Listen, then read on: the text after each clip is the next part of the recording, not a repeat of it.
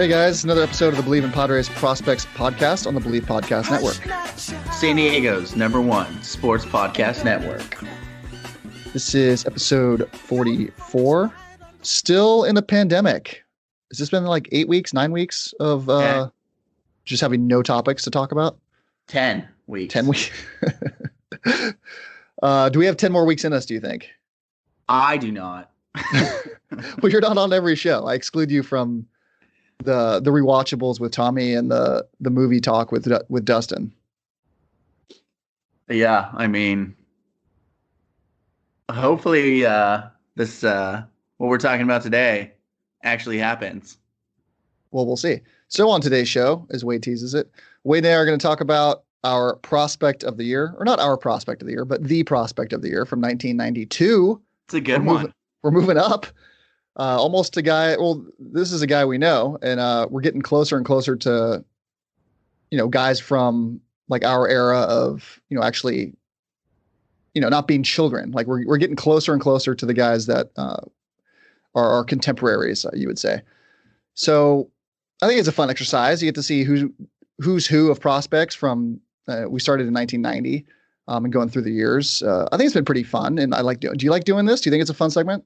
Yeah, I mean, the 91 guy was a nobody, so that one was kind of boring. But I think today's guy will be pretty interesting. That's going to happen once in a while. You're going to get the no-name guy, but even that's semi-interesting because then you get to go over a guy that you have no, memories of or no information on. You get to discover a new guy in Padres history, and of course he didn't pan out. That's why we don't know who he was. And we're talking about last week's guy. I already forgot who last week's guy was. I don't remember his name. He's gone. I'm not even going to look it up. It doesn't matter. He's gone. Also on today's show, Wade and I are going to slog through some of the news around the start of the MLB season. We talked about it a bit last week too. Was it last week? I don't even remember what we talk about in each show now. It's all a blur. Yeah, I got nothing for you. You got nothing. Thank you. So we're going to talk about the start of the MLB season, what they're talking about with the players union and the owners. And I'm starting to waver a little bit on, should we be doing an MLB season and an NBA season for that matter? And I mean, season. You're wavering. Last week you were like, like who cares about their families? They can just go for 5 months and not see anybody. True. I stand by that, but hear me out on this. So I'm wavering in the sense of putting on a traditional season because nothing about the MLB season or the continuation of the NBA season is going to be traditional. So I don't think we're going to, no matter what happens this year, the seasons are going to have an asterisk. So why don't we have a little fun with it? Make it maybe more of a tournament style format instead of just a traditional season where there's a World Series winner or an NBA Finals winner. You do something different. Like I still want the games, obviously, and I'm going to gamble the hell out of them. But just don't try to tell me it's a piece of pizza when it's, it's a piece of bread with some marinara sauce on it. Just call it something different. I won't mind. Does that make sense? Don't don't French fry when you should pizza. Exactly. You should never, you're going to have a bad time if you French fry when you should pizza.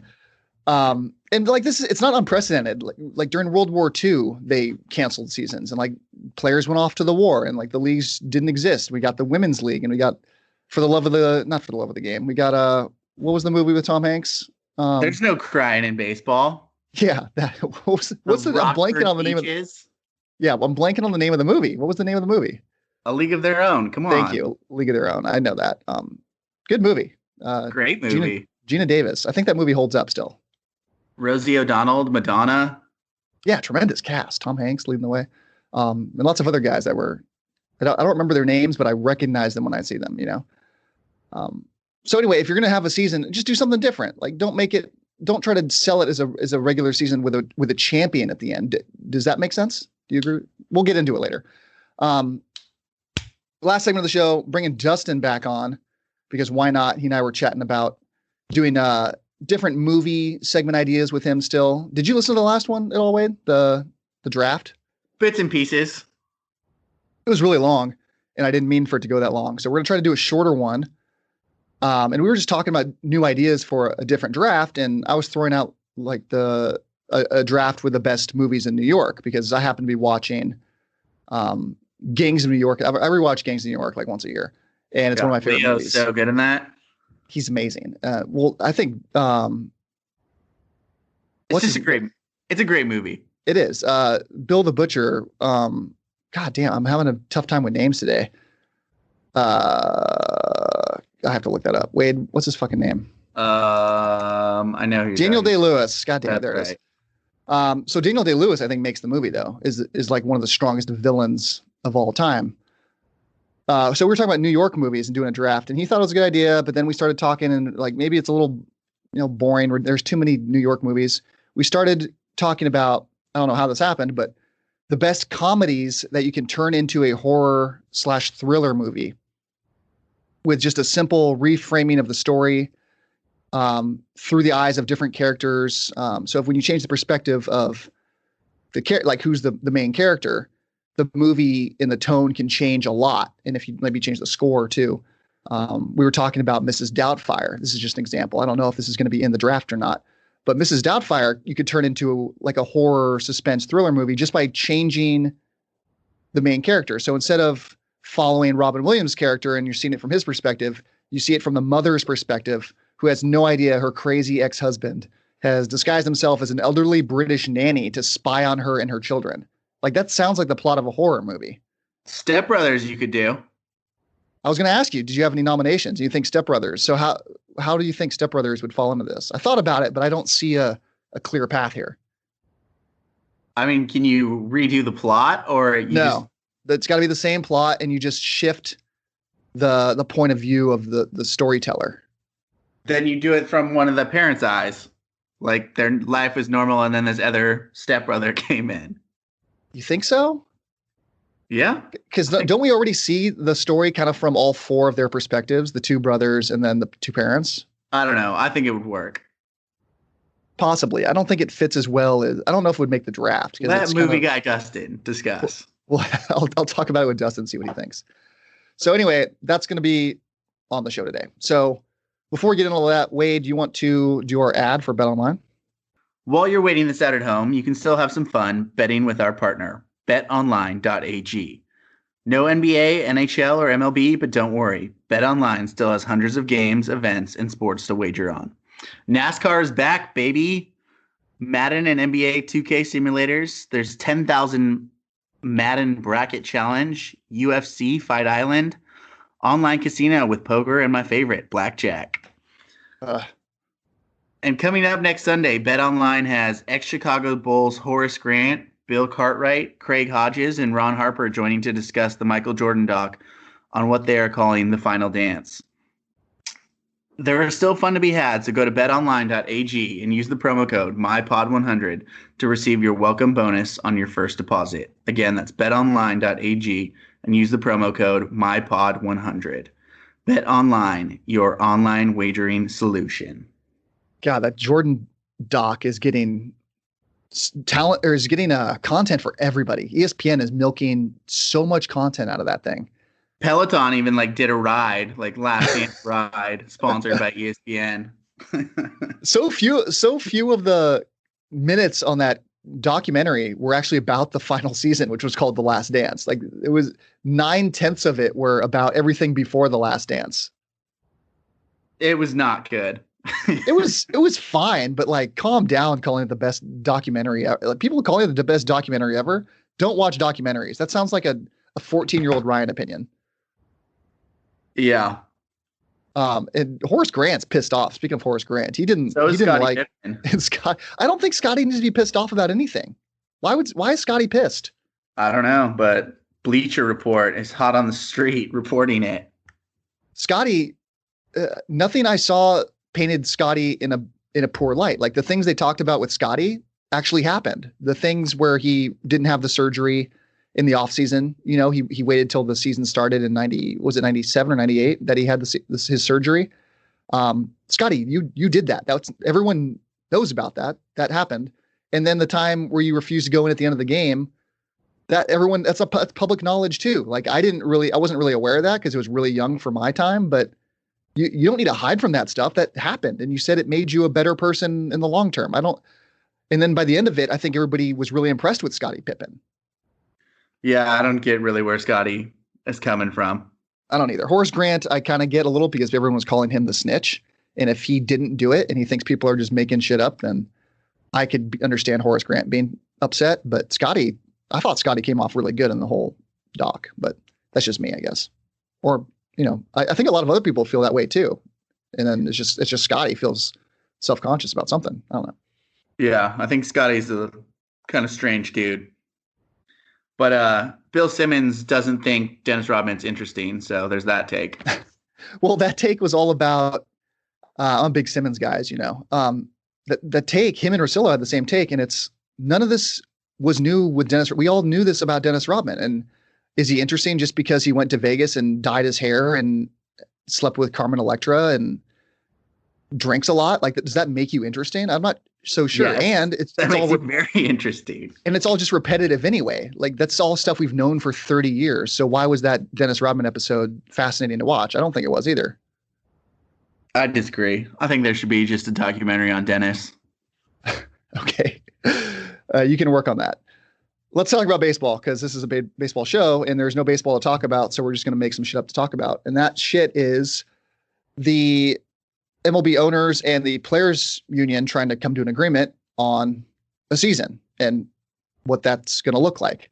So the two big problems, it appears to me, you can read all the details about what they're talking about on ESPN or MLB.com or whatever, but we're not going to go into the minutia of all the details of these things. But the big issues seem to be health screening and revenue sharing. So like we talked about last week, I was yelling about what are their contingency plans for if players start to test positive. And I still don't think they really know, because they haven't told us. And then revenue sharing, the players have an issue with what the owners are presenting them. So the players are concerned about setting a precedent of this 50-50 revenue split, which isn't even officially on the table, I don't think, because the owners have said that they know the players will reject it, so that they haven't even offered that yet. They don't want to start there in their negotiations. The players don't want a cap on revenue. So they don't want their salaries to be capped based on, what the league is bringing in that year. The owners won't tell them how much revenue there's going to be or how much they're losing. So that's kind of a non-starter with the players union in negotiations, that the owners won't open up the books because it's a labor negotiation. They don't want to give away all their financial information to the players. And I think that makes sense. It's labor versus management. The owners of the league aren't going to share how much money they're making or losing. Even though it looks like they're going to lose their asses if they have a season and things don't go a certain way. So it's a complicated issue. We're not going to dive into all of it, but trust is a huge problem between the owners and the players, which of course it is, because it's a labor negotiation. There's a lot of money involved here. The players aren't going to sniff anything that smells like it could be a salary cap. That's a non-starter. And this is why they have the best union. There's no salary cap. There's no limit to what the players can make. They get paid actual value, unlike, LeBron James or Peyton Manning or Tom Brady, where they have to make all their money in endorsements. Even for 1 year, though, the players don't want to set this precedent. Yeah, it's a 1-year deal potentially where they have a cap on what they can make, but MLB won't disclose all the financials. The owners are afraid of losing their asses on one season. I think they're kind of guaranteed to lose money. MLB. I think that they want to put on this product so they get some of their money back, and they keep interest in the news, and throughout the season they're the only sport happening. I think they could, gamble if they get in the gambling game a little bit. They could make some of this money back, maybe. But if they're saying 40% of their team revenue comes from the gate, there's a lot of money to make back somehow, and they don't know how they're going to do it yet. So they're trying to protect their asses. What do you see in all that? Is any of that sound fishy to you? Are you with the players? Like, I don't give a shit what your revenue is. Pay me my full contract, or pay me, the percentage of games that played, that furloughed money should come back to me at the end of the season. Like, what do you? Yeah, I don't really have a side. It's like I see both points. I see the players' point and I see the owner's point. And someone's going to have to budge, but I don't see either side budging. So I honestly don't see baseball happening this year. It's kind of crazy that this is what's holding it up. It's money, basically, from the players' perspective. They don't want to do this revenue split with the owners, and they need proof, they say, from the owners who are in financial distress, and the owners just won't do it. the owners say there's going to be no salary max, so a cap, or no salary minimum, which, I think you could look at it both ways. There's no salary minimum. I think hurts the veteran players. No salary max, great for your stars. No salary minimum. I think for the team salary. So like there's a league minimum in baseball per player. It's 500. I think it's roughly $500,000. It changes, every couple of years a little bit, but that's what, rookies make when they're just in the league. But for team payrolls, like there's no minimum amount you have to spend on your roster. And I think that hurts veteran players because they're the more expensive guys who, why pay Logan Morrison, $2-3 million a season when you can get a rookie that's going to make league minimum. Who's Tommy have Edman. The same numbers. Yeah. Tommy Edman's making $500,000, and Tommy Edman's potentially a much better player than, say, Logan Morrison, who I think is a free agent or something. Like, why would you pay Logan Morrison 4 times the salary? It doesn't make any sense. And rebuilding teams aren't going to pay Logan Morrison any money because they'd rather save the money. They're tanking anyway. Right. So I think that in that way it hurts veterans. But let's say some players don't want to play during the health crisis. We've seen Blake Snell come out and say he refuses to play. Now, I think if everybody else in baseball, this is my first thought, was Blake Snell refuses to play. Cool, man. You're refusing to play at a time when no one's asking you to play. Let's see what happens when the league is starting again and literally every other player is playing. Do you think Blake Snell holds his ground and is the one guy who doesn't play? And if he does, it's like, who cares? Next man up. Like, there's a guy in AAA, AA that it will gladly play. Like, that's your right to not play, but you shouldn't be like persuading other people not to play. That too, do whatever you want, and then you're going to lose your salary. But anyway, it's if he refuses to play, it's no different than a pitcher going down with an arm injury for the year, which happens a ton anyway. So teams are kind of prepared for this inevitability with pitching injuries. There's always another guy, like you said, is next man up. Teams have a roster full of pitchers ready to go, and one guy gets hurt. That'd be a great season if one of your pitchers got hurt. Like usually it's 3 or 4 or 5, going out for big chunks of the season all the time. But right. You have players refusing to play, maybe. Players that don't want to isolate from their families. Players like Paul DeYoung, who I saw talking today on ESPN, making a pretty good point. They threw in that he was a biochemistry major in college. Like, okay, cool. It doesn't really make you an expert on anything. But he says, okay, let's say there's testing every day, which is great. They're isolating us every day. Great. And we're playing baseball around the same guys. We're all testing positive testing negative every day. Why are the health restrictions so tight in the clubhouse and on the field with regards to like showers, spitting, high fives, hugging teammates? It's funny, we're arguing about hugging and showering as part of the getting baseball back, but getting physical therapy when they need it. So I kind of see his point here. Why is there restriction on, clubhouse showers and spitting on the field when all these guys are being tested every single day? And let's say they're all negative when they start. Who gives a shit if they're spitting on the field? Yeah, how are you going to monitor that? Like, the ump sees the right fielder spit, he's ejected. Like, you're going to have like the golf tattletales. Like, they're going to be showing the game on TV, and Dexter Fowler spits, and the guys are going to be calling MLB and like reporting you, and you're going to be docked either and salary probably like half the league is dipping tobacco the entire game. Like, what? You're going to take that away from them? I don't know. Do you think in 2020 that many guys are still dipping? Yeah, I don't think so. I think they're getting off. At least a third of the league is still dipping. I think it's like 1 in 10. I don't even think it's that close. We'll have to get a recent player on because I don't want to ask minor league guys either. Minor league, I think it's forbidden. Does that sound right to you? I think it is, but they don't like actually monitor it. Kind of like how our summer league says you don't dip, but if we can't catch you, like they still do it sometimes. Just don't be dumb and spit on the field, and we'll find it. Like we play on college campuses and on high school fields. Like you're not allowed to have tobacco products, so we say it's forbidden. And if we catch you, you're in the shit. But they still do it. I know a few of them do it, but also recently former players. You see Tom Glavine, Alex Rodriguez commenting on stuff, which is hilarious because they're the former guys who already got paid and are now commenting on players that should be doing blank when it has nothing to do with them anymore. I always find that amusing. But like old man yelling at clouds. Kind of. Tom Glavine, who was actually a former player rep, was talking, like, not talking shit, but he said if it were come down to an economic issue and that's the reason baseball didn't come back, you're looking at a situation similar to the strike of 94 and 95 as far as fans are concerned.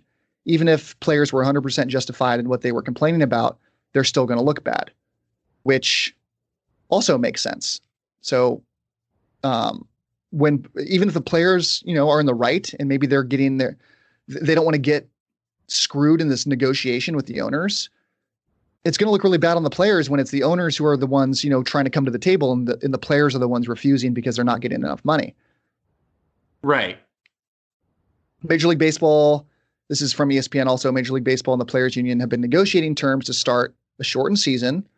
Over the weekend, MLB released its return to play plans. You can find that all on ESPN that addresses the expansive COVID-19 testing, as well as travel and stadium adjustments, on-field changes, and a wide variety of other issues. The league has also reportedly told players it projects to lose $4 billion even if a season is played. That's spread across, 30 teams in the commissioner's office, I guess. Then the financial figures relate to how much players will make this year. The sides have agreed in March that players would make a prorated salary based on games played, but owners voted last week to propose salaries be based on a 50-50 split of revenue. That sounds perfectly reasonable to me, a 50-50 split. I think Glavine kind of has a point. It's just he might not be the right one saying it, as the former player who made his money already and has no horse in this race. He's not affected by this deal at all. So you kind of rather would hear from an active player, but I think he makes a pretty good point. It is. It's just 1 year. And like you look at the whole rest of the country, all these people don't have jobs. It's like suck it up for 1 year and take your 50-50 and then you'll get paid next year again. Yeah, I don't think a 50-50 thing is bad for players necessarily. Like, yeah, no one's making the kind of salary they were going to. Like that, join the rest of the world, you guys. Right. And even if it's prorated for based on number of games, the owners are taking all the risk here. The players are going to get paid no matter what. And they're going to be sharing the revenue with the owners. So like it's not like you have to stick your neck out here. The owners, if we don't do this 50-50 revenue split, the owners are the ones sticking their necks out 100% and not the players so much. So I kind of see both sides, but if I had to like fall onto one team here, it'd probably be the owners team, which is not something I usually do because those guys are all billionaires and owning an MLB franchise is one of the safest things you can ever own as a businessman. The team doesn't lose money ever. And this is the 1 year where it's going to be different and no one wants to cry for the owners, but it's potentially not just they're going to lose a few million. We're talking billions. And teams could end up losing all their employees and not just at the stadium, but guys that work for the actual club. And then the owners could fall into financial, despair as well. I don't want to see all these guys lose their teams just because of this one season, but I guess it's possible if we're talking billions. Final thoughts, Wade? Let's just get a deal done. I need baseball. I hope so. If it comes down to just money, it's too bad, but we'll see, I guess. Prospect of the year, 1992. I never heard of half of these guys, and the ones I do know are way past their prime. Most of these guys never had a prime. This guy here is dead. You ready for this? I am. Joey Hamilton. Great goatee game. Fond memories of Joey Hamilton. Quick question, though. Does Joey Hamilton have a better career if he's Joe Hamilton? No. No? You think Joey Hamilton's a better player than Joe Hamilton? Yeah, it sticks out. People are like, who? Joe Hamilton's too simple. And like all the opposing fans get to make fun of him, calling him Joey. I like it. Why is making fun of him better, calling him Joey? How is that making fun of him? Just calling his name? What do you mean? Yeah, I mean, it was like when Chipper Jones came to town, everybody's yelling Larry at him, I don't think that's his name. I don't think he cares. That's what his mama called him. I mean, the Y on the end of your name, you don't think like... Well, it's different with like opposing Wadey. fans are making you fun Wadey. of him, calling him a little kid. Nah, I don't know. I don't buy that.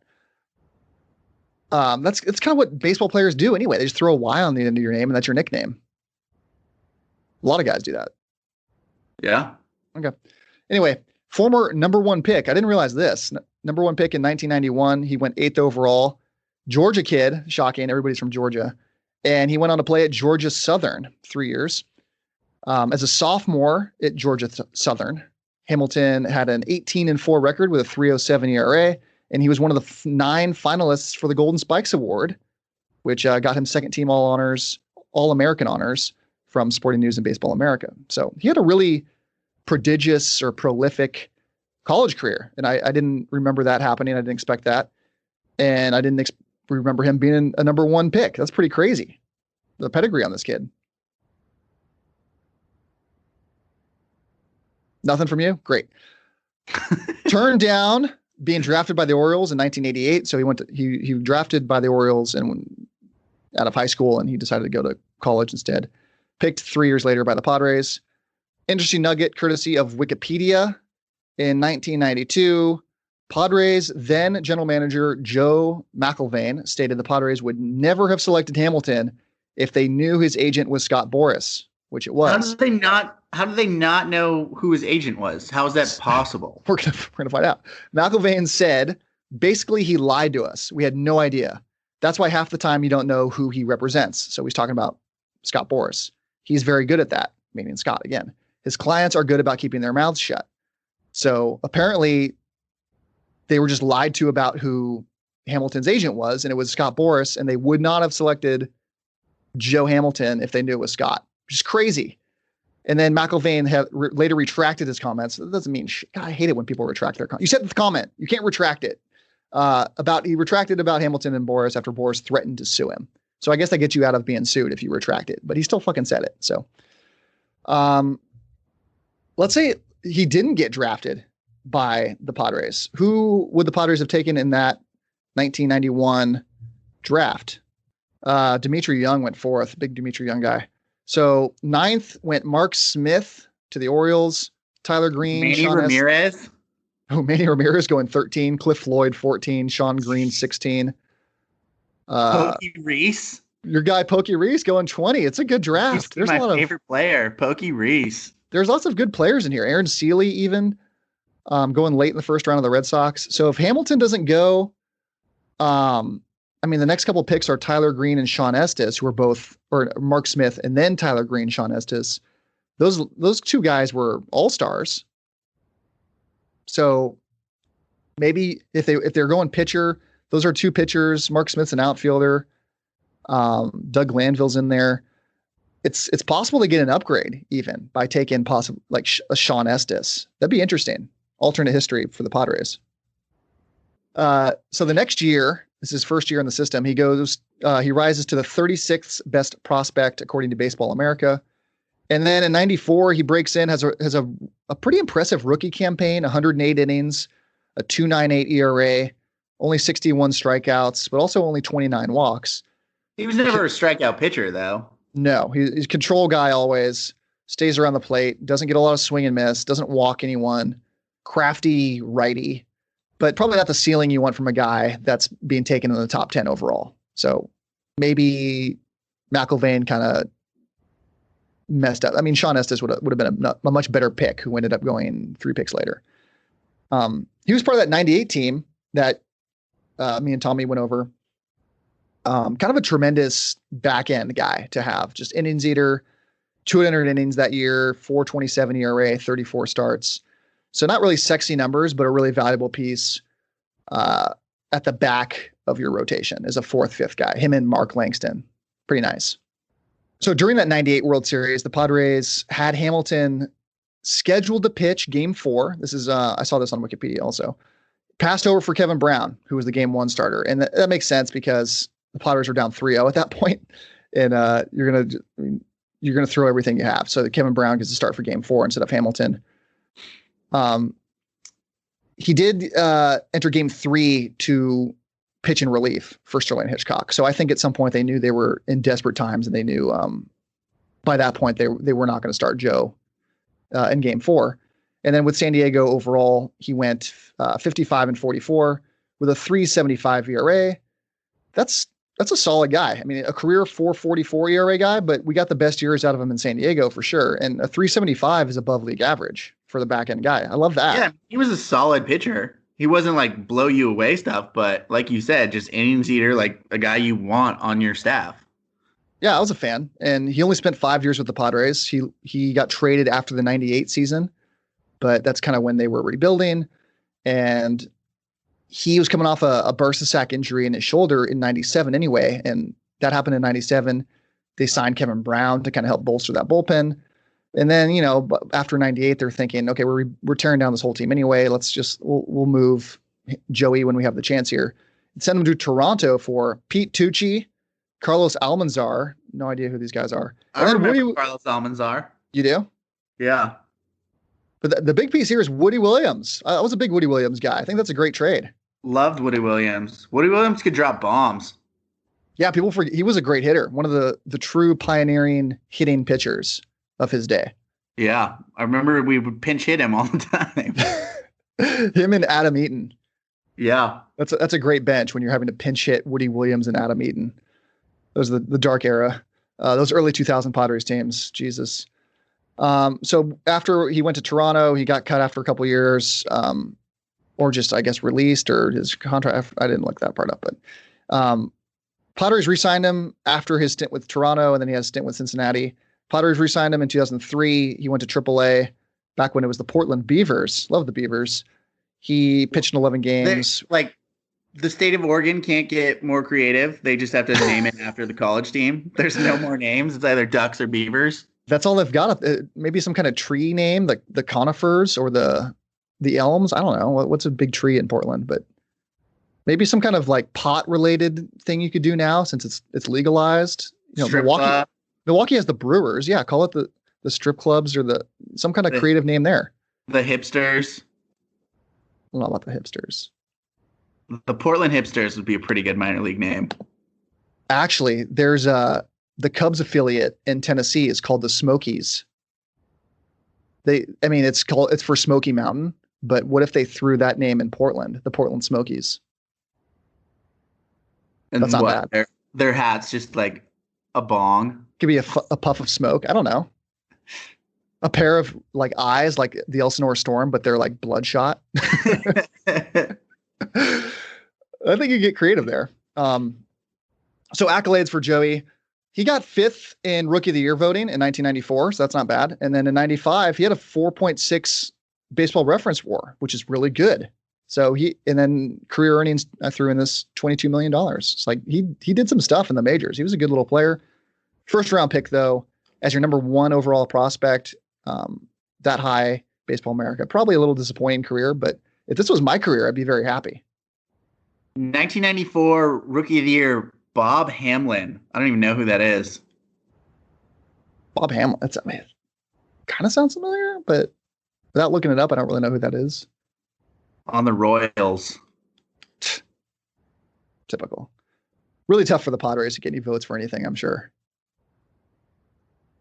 But I don't know. I was happy with Joey Hamilton. Next week, I haven't looked up who we're getting next week, but the names are getting more and more familiar.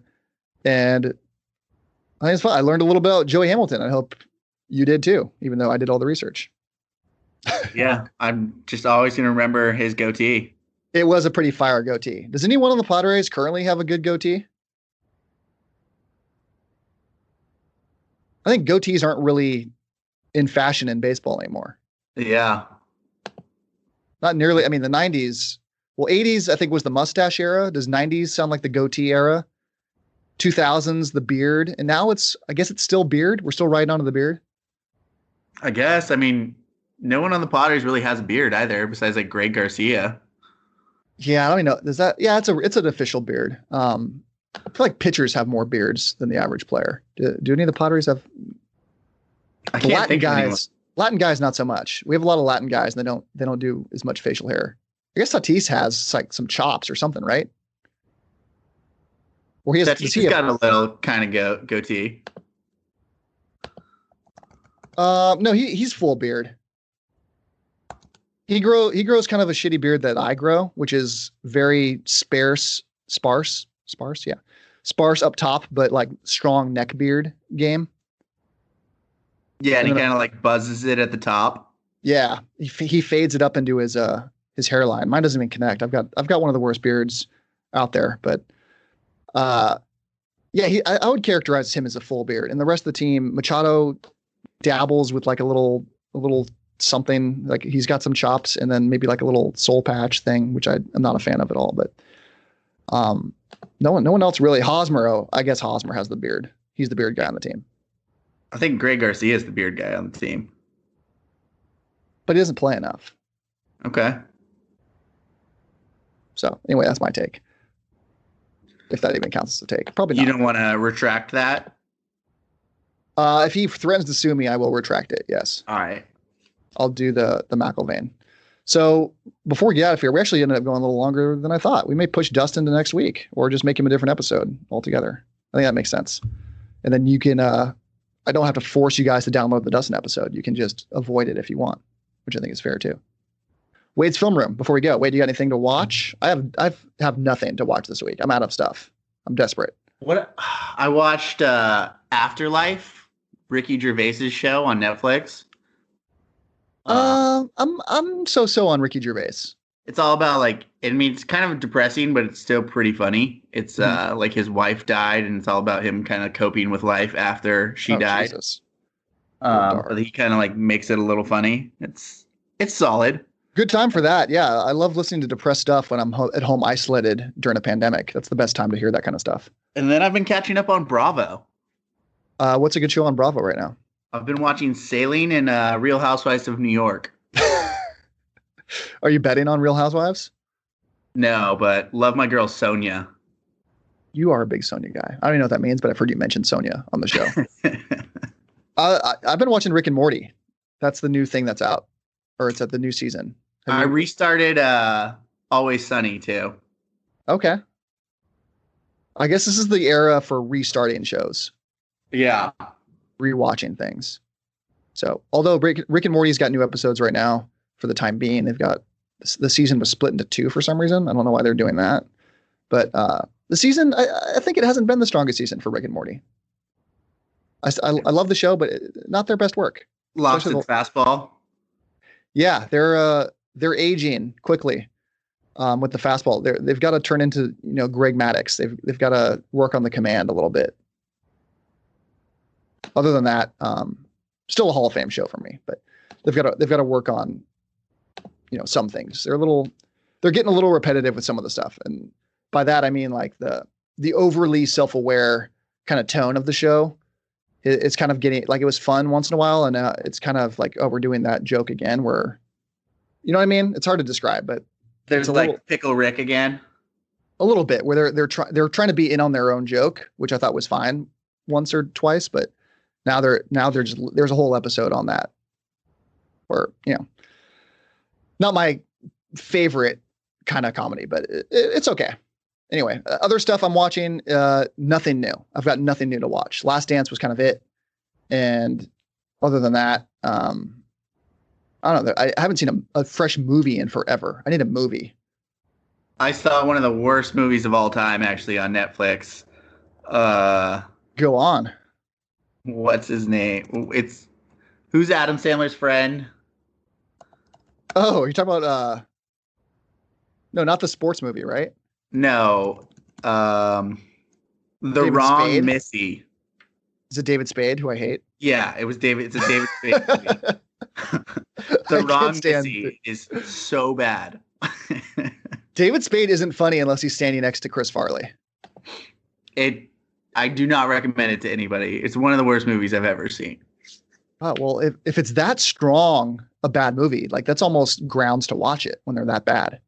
See, if I tell you I've got the worst movie ever, like you're kind of curious, like I want to see how bad this movie is. I mean, it's like the raccoon commercial. This chip tastes like shit. Here, taste it. I would. Now you got me curious. Okay. Well, that's Wade's Film Room. Watch that shitty David Spade movie. And if you're like me and you like Rick and Morty, you're probably already watching Rick and Morty. And if you haven't watched Rick and Morty, what the fuck are you doing? It's a pandemic. fucking watch Rick and Morty. So now's the time. Anyway, Wade, let's get out of here. You done? Yep. Thank you guys for listening. Please follow the show's Twitter account at Friar Farmhands. And if you enjoy the show, if you don't enjoy the show, subscribe anyway. Please, we're on all your favorite platforms: iTunes, Stitcher, Google Play, TuneIn, Spotify, and iHeart. You can also find us at Believe.com and at Believe Podcasts. Please leave your comments, questions, concerns, and your rating of the show on all platforms. You've been listening to the Believe in Padres Prospects podcast on the Believe Podcast Network, San Diego's #1 sports podcast network. I'm Ryan, and that was Wade. See you guys next week. Retract. Toward your destination, though you may find from time to time. Enjoy yourself, dog. You bitch, fuck you. Y'all gave us the run for our money. Yeah. All right, take care. Thank you. Work on that golf game of yours.